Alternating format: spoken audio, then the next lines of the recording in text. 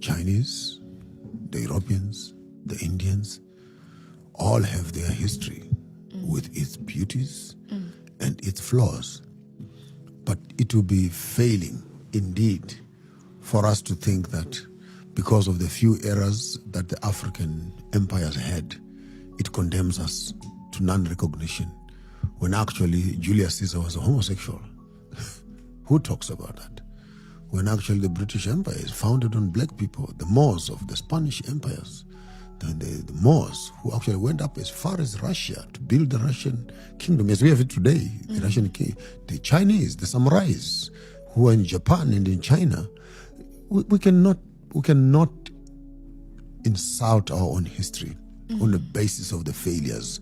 It's almost like saying, okay, but you're married, but your father and your mother were not in a good relationship and etc. But here I am. It's what we have met. We are not saying that the African history is a romantic bed of beauty. Here we are as Xhosa people. We fought with the Sothos, we fought with the Zulus, we fought with the Pacan, the Fengu, the Ndebele, the Swazi. We had our own battles, but in the midst of that, the institutionalization of our governance structures that allowed us to work without the colonial influences. We built empires, for crying out loud, from Zaluyelanga to the Great Zimbabwe, to Mapunguhe, to Domboshava, to the Tete Muchena in Mozambique, to Pemba in Tanzania, to Sudan, to Benin walls, to Egypt, and etc. And you look in the expanse of the African history, and all you want to talk about is what are some of the bad things that they did. Like really? I think that argument on its own. Let's talk about the technologies. Let's talk about the sciences. Let's talk about the moon and cosmic, the Dinga nations. Let's talk about the griots of Mali, who can relate their ancestry 60 generations backwards on either side, mother and father, grandfather, mother side and father side, from memory. Let's talk about the instruments, music instruments, the chorus and the mbiras.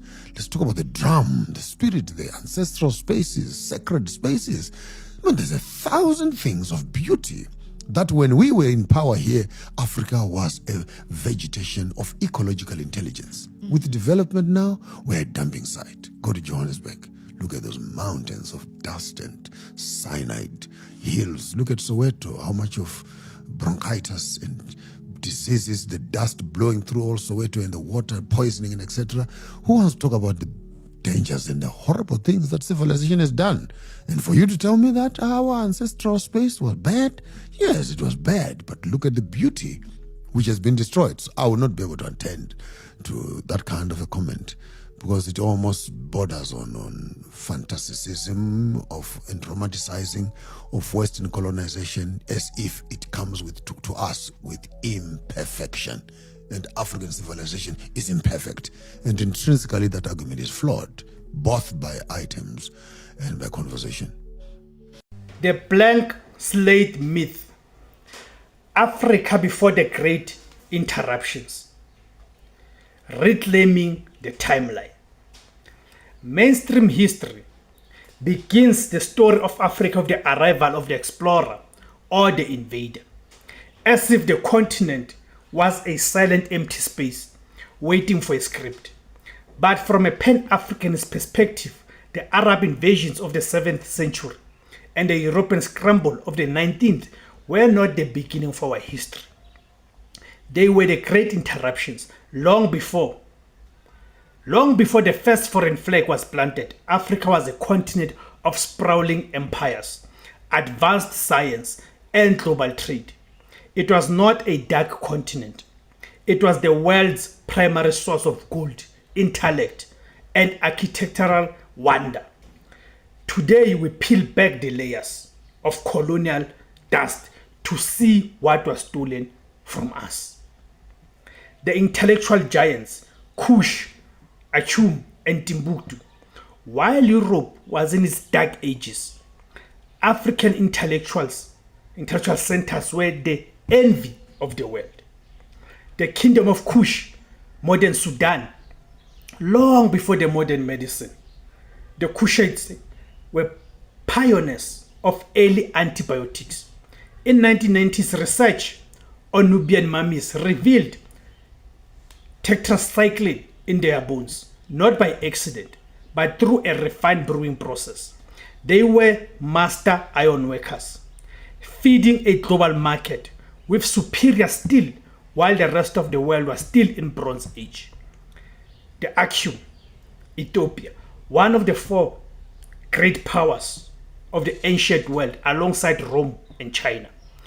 They minted their own coins, created their own script, and built towering obelisks still that remain engineering mysteries today.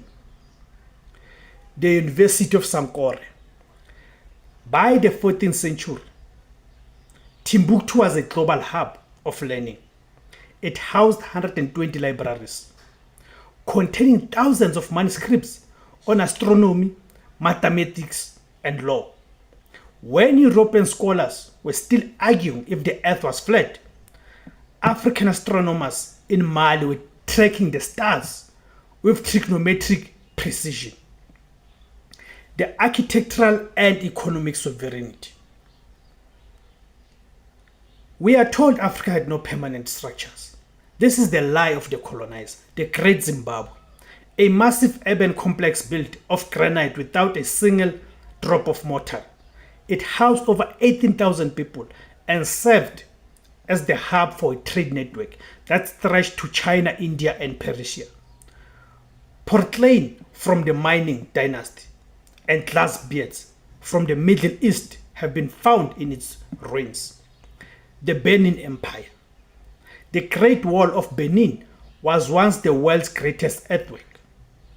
Longer than the Great Wall of China, the city was so advanced that early Portuguese travelers compared its street layout and safety favorably to the cities of Europe. Mali's gold. Under Mansa Musa, Mali provided 50% of the old world's gold supply.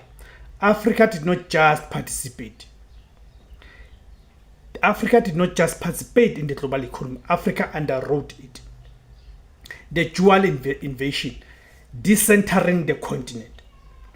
The tragedy is not just that these empires fell, it's how their systems were dismantled.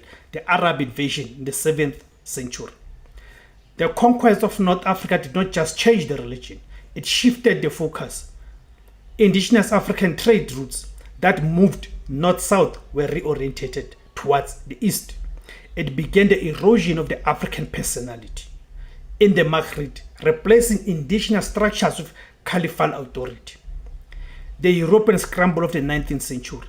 This was the final cut. The Berlin Conference of 1884 did not just draw borders. No. It fragmented families and linguistic groups.